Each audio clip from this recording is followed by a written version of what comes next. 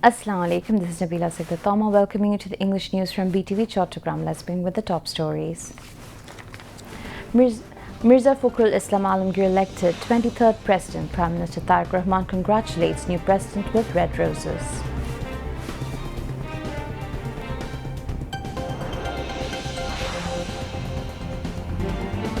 Information and Broadcasting Minister calls upon youth to serve country, becoming entrepreneurs instead of seeking jobs.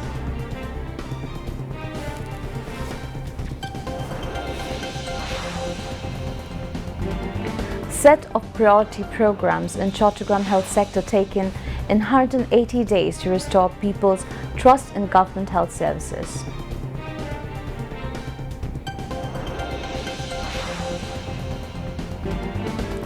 Oral cholera vaccination campaign begins. First dose to be administered on August 22nd, second one on September 26th.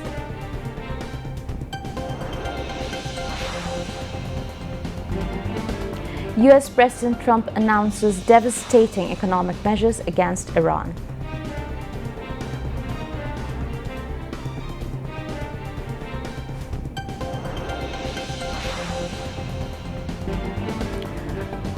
And Bangladesh Cricket Board launches 3-team age group ODI tournament to develop future cricketers.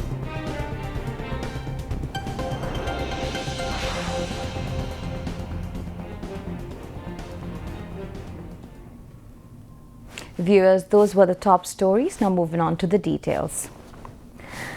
BNP candidate Mirza Fakhrul Islam Alamgir has been elected as the 23rd President of Bangladesh. Prime Minister Tariq Rahman congratulated newly elected President Mirza Fakhrul Islam Alamgir with red roses. Chief Election Commissioner and also Election Returning Officer AMM Nasiruddin announced the election results after the balloting in the session chamber of the Jatiyo Shongshad.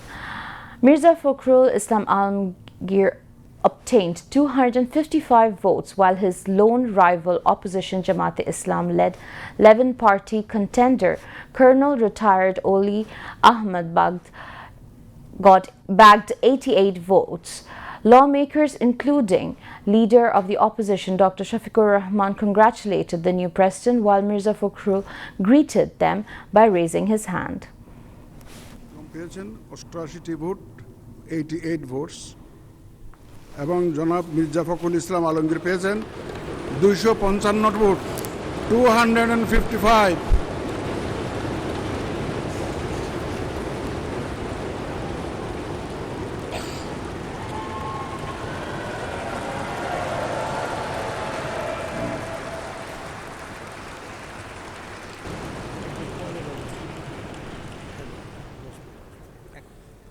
তদ অনুযায়ী আমি ঘোষণা করছি যে জনাব মির্জা ফখরুল ইসলাম আলমগীর, পিতা মির্জা রুহুল আমিন, ঠিকানা গ্রাম কালীবাড়ি, ডাকঘর Thakurgaon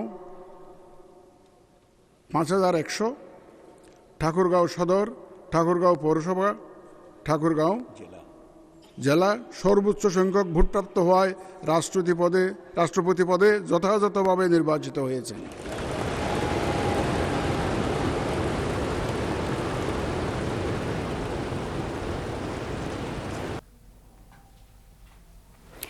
Information and Broadcasting Minister Zahiruddin Shopon has urged young people not to focus solely on seeking jobs, but instead to become entrepreneurs and contribute to the country. He made the call this morning at the inauguration of a job expo at the China Friendship International Conference Center in the capital. Commenting that the current government is now paying the cost of borrowing and spending recklessly during the oust Aum League government, the minister said it has negative impact on the economy. He added that the government is working to overcome these challenges. Noting that the size of Bangladesh economy is not large relative to its population, he said that despite the situation, many businesses evade taxes and VAT, which amounts to deceiving the state. The Information and Broadcasting Minister urged everyone to help overcome the situation, saying that the government led by Tariq Rahman is working to repair the country's damaged state institutions and economy. Information and Broadcasting Minister Zahiruddin Shopon called on everyone to cooperate in this effort.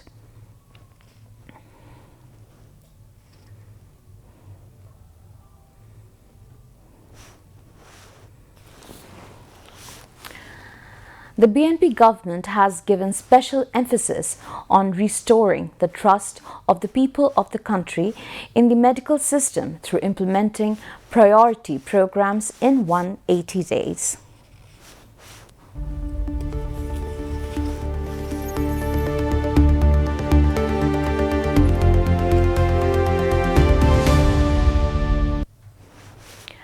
Under the leadership of Prime Minister Tareq Rahman, epoch-making changes are being initiated in the health sector. In contribution to this, a set of priority programs have been implemented in the health sector in the last 180 days. Concerned ones hope that the positive benefit of these steps will reach the common people very soon. Primary and preventive healthcare, budget increase in the health sector, tax exemption on medical equipments and raw materials, digital healthcare and e-health card, capacity increase in Upajala hospitals, modern labs, dialysis services, recruitments of doctors and health workers, child health, maternal care and cancer screening, expansion of primary healthcare in urban areas have been started across the country. The implementation of these programs by the government, which has already started in Chattogram, will reduce medical expenses. In the current fiscal year, the government has doubled the budget in the health sector. The number of beds in the Upajala health complexes is being increased. In addition to the e-health card, a groundbreaking initiative has been taken to reduce the price of expensive medical equipments. In the health sector, the government is implementing world-class disease research, a new model of primary and secondary healthcare as a part of its 180-day initiative. The cholera situation in Bangladesh has improved compared to the previous years, but the risk remains due to poor sanitation, lack of hygiene in food and water, and low public awareness. For this reason, the government is focusing on increasing public awareness and strengthening the healthcare system along with vaccination to prevent cholera. Health Minister Sardar Mohammad Shawkat Hussain made the remark today at the inauguration of the Oral Cholera Vaccination Campaign 2026 at the Nagar Bhavan Auditorium in the capital. Under the campaign, the first dose of the vaccine will be given from 22nd August, while the second dose will be administered from 26 September. A total of 51,75,000 people in high-risk areas across the country will be vaccinated against cholera. Dhaka South City Corporation Administrator Mohammad Abdul Salam, Director General of Health Services, Professor Dr. Prabhat Chandra Biswas, and representatives from UNICEF and the World Health Organization and ICDDRB were present at the event. Chief of Army Staff General Waqar-e-Zaman has said that the Rohingya crisis is mounting significant pressure on Bangladesh's environment and economy. He made the remark this morning as a chief guest at the closing ceremony of the capstone course held at the National Defence College NDC Auditorium in Mirpur Cantonment. The Army chief said that alongside the Rohingya crisis, the region is facing various other challenges including drug trafficking, smuggling, border issues, various matters involving neighboring countries, problems and insurgencies in the Chattogram hill tracts and the energy crisis. Waqar-e-Zaman said that the relationship developed among people from different professions and backgrounds participating in the course could help create greater coordination and strength in the future. A total of 37 fellows participated in the 3-week-long capstone course. They included members of the parliament, military officers, academics, physicians, senior representatives of the government and private organizations, diplomats and prominent business representatives. The Chattogram City Corporation has launched a special month-long mosquito eradication program in the city to curb dengue and other mosquito-borne diseases on the occasion of World Mosquito Day. The program was inaugurated in front of St. Placid School in Patharghata area in the morning. Under the program, the City Corporation conducted special cleanliness activities in the area. Later, the City Corporation Secretary Ashraful Amin delivered a speech in an awareness meeting on the cleanliness and prevention of mosquito-borne diseases at the Patharghata Boys High School. The City Corporation informed the special importance will be given to 8 risky areas of the city under the month-long program. Additional manpower will be developed in these areas to identify and destroy mosquito breeding sites, killing larvae and applying insecticides to control mosquitoes. The City Corporation has also assigned 10 magistrates to different zones to conduct regular drives throughout the month. In addition to cleanliness activities to prevent the spread of mosquito-borne diseases including dengue, the City Corporation has also urged city residents to keep their homes and surrounding environments clean. The 3 district council of the Chittagong Hill Tract, Rangamati, Khagrachuri and Bandarbon have been reconstituted. Today, 3 separate notifications issued by the Council 1 branch of the Ministry of Chittagong Hill Tract Affairs have reconstituted these 3 district councils. These interim councils were formed under the power of the Hill District Council Act 1989, subsection 16A, clause 4 of the 3 District Councils Amendment Act 1997 and subsection 4, clause 2 and 2, clause 2 of the 3 Hill District Council Amendment Act 2014.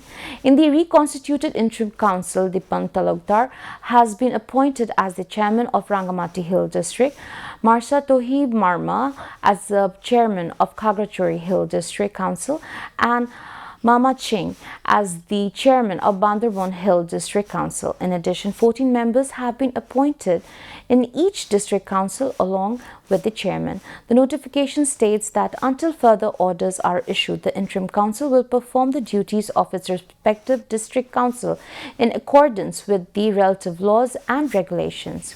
Now, international news.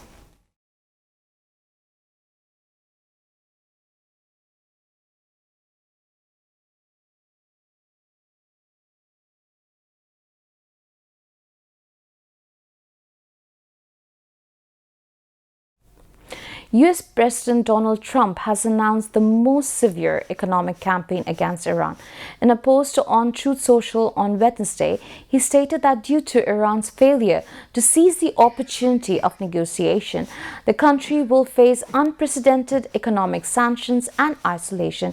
He also threatened sanctions against nations that continue to do business with Iran. Rejecting Trump's threat, Iranian Foreign Minister Abbas Araghchi stated that this is an attempt by the United States to divert attention from its own internal economic crisis. He asserted that U.S. economic pressure poses a direct threat to global economy and national sovereignty. Meanwhile, the United Arab Emirates, a major trading partner of Iran, has suspended financial relations with the country. Abu Dhabi made this decision following allegations that 2 ballistic missiles fired by Iran were headed towards its territorial waters. Tehran, however, has denied the allegations, calling it a false flag operation.